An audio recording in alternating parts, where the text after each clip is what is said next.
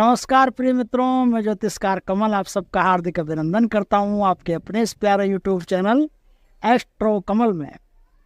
दोस्तों, आज एक छोटी सी बात बताता हूं मैं आपको। क्या है, कई बार आपने देखा होगा कि आप किसी स्थान पर जाते हो और लोग फट फट फट फट फट से आपके यहाँ तिलक निकाल देते। आपको पता है, तिलक आपके आज्ञा चक्र पर अंगूठा रखते ही लोग आपकी जो आराधना की शक्तियां हैं ना, पूजा की शक्तियां हैं, आराधना की शक्तियां हैं, उनको 1 मिनट में ले जा सकते हैं। कभी गौर भी नहीं किया होगा, निकलवाते होंगे तिलक जगह जगह। पहली बात तो शास्त्रों में साफ वर्णित है कि अपने आज्ञा चक्र पर कभी किसी को छूने मत दो। आपके माथे पर तिलक लगाने का अधिकार किसे है वो अच्छी तरह से जान। आपके कुल पुरोहित, जो आपके कुल पुरोहित होते हैं, जब घर में कोई धार्मिक अनुष्ठान होता है तो आपका जो कुल पुरोहित होता है वो वहाँ आता है। कुल पुरोहित सारा कर्म करवाता है और कुल पुरोहित ही आपके माथे पर तिलक लगा सकता है। कुल पुरोहित के अलावा अन्य किसी से भी तिलक नहीं लगवाना चाहिए। कुल पुरोहित के से तिलक लगवाने से स्त्री की वृद्धि होती है, सुख शांति की वृद्धि होती है, समृद्धि की वृद्धि होती है, सम्मान की वृद्धि होती है। अब कुल पुरोहित का तिलक तो समझ में आ गया आपको। देखिए, मैं कुल पुरोहित का क्यों कह रहा हूँ, क्योंकि आजकल क्या है कि चलन हो गया है कि ये पंडित पे अगर ज़्यादा पैसा लेता है, वो कम लेता है, उसको बुला लेते हैं, इसको छोड़ देते हैं, उसके जो हमारे काम आने वाला, जो हमारे छोटे मोटे काम कर देता है बेचारा, उस पंडित को बुला लेते हैं। ये आपको पता है या नहीं है पता नहीं। लाल किताब आपने पढ़ी होगी अच्छी तरह से। जिन्होंने लाल किताब पढ़ रखी उनको इस बात का अच्छी तरह से पता है कि पुरोहित को बदलने से कुंडली में बृहस्पति का दोष पैदा होता है, और बृहस्पति का दोष पैदा होने से उसके जीवन में शुभता नष्ट हो जाती है, और शुभता नष्ट हो गई तो राम राम सब काम नष्ट हो गया। तब जब शुभता ही नष्ट हो गई तो शादी विवाह सारा उसके जीवन में खुशी ही नष्ट हो गई। तो जो कुल पुरोहित होता है आपका, यानी आपके वंश परंपरा में जो पीढ़ियां पुरोहितों के काम करते हैं, उस पुरोहित को ही आपको बुलाना चाहिए, उस पुरोहित से ही आपको अपना कर्म करवाना चाहिए, अन्यथा दोष के भागी बनते हैं। अगर वही पुरोहित बिजी है, वृद्ध है, अस्वस्थ है, तो वो किसी विशेष व्यक्ति को भेजे कि अब आप ये कुल पुरोहित का पद इनका संभालिए, आप वो कर्म कीजिए, तो आप कर्म करवा सकते हैं। उसके कहे बिना अन्य किसी भी पुरोहित को बुलाना ये आध्यात्मिक अपराध कहलाता है। इसलिए शास्त्रों में साफ वर्णित है कि आपके ललाट पर तिलक सिर्फ कुल पुरोहित ही निकाल सकता है, दूसरा कौन निकाल सकता है?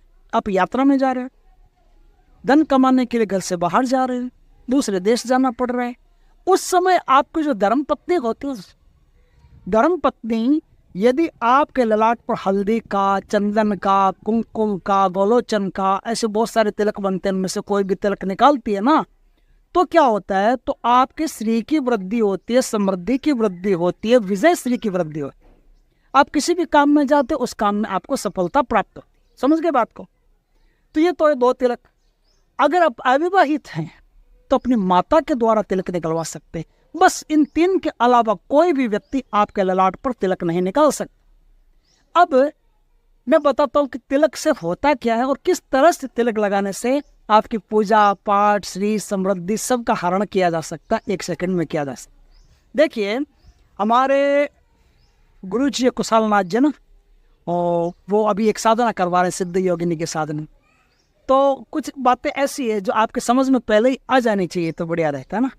जब भी कोई धार्मिक वस्तु आपके घर में आती है तो किस प्रकार से उसे लाना चाहिए, क्या उस प्रकार से नहीं लाने से क्या नुकसान हो सकते हैं, और आज मैं बताऊंगा कि तिलक किसके द्वारा निकलवाना चाहिए, कैसे निकलवाना चाहिए। तिलक आप स्वयं ही अपने अंगुष्ठ से, अपने जो सूर्य भगवान की अंगुली है ना, या अनामिका अंगुली, इससे इन दोनों से आप तिलक निकालते हो तो ये आपके जीवन में स्त्री और समृद्धि की वृद्धि होती है। आप समझ गए होंगे बात को अच्छी तरह से। अब देखिए, बात यह है कि कौन सा ऐसा तरीका होता है, हालांकि ये तरीका बताना है तो अपराध ही गलत, लोग फिर शुरू हो जाएंगे। तो अब मैं आपको बताऊंगा कि तिलक को किस प्रकार से तैयार करते हैं, जिससे आप यदि किसी पर तिलक लगा देते हो ना, तिलक लगाने के साथ ही उसकी सारी समृद्धि, सारा सम्मान, सारी साधना का फल गया। तो बात यह है कि रुद्रदंती नाम का एक पौधा आता है, रुद्रदंती भी कहते हैं, कुछ रुद्रवंती भी कहते हैं, उसके कई नाम हैं। वो एक गांठ में से निकलता है। तो उस पौधे का क्या करेंगे, उस पौधे को राहु के किसी भी नक्षत्र में आपको न्योत करके लाना होता है। न्योत करके ला करके एक तो गौमूत्र होता है, गौमूत्र में थोड़ा सा सरसों का या तिल का तेल मिला करके एक कांसी के बर्तन में उसको रखना होता है। कांसी के बर्तन में उसको 4 दिन तक रखा रहने देना होता है। और एक विशेष मंत्र है, उस विशेष मंत्र का आपको जाप बीच बीच में करते रहना होता है।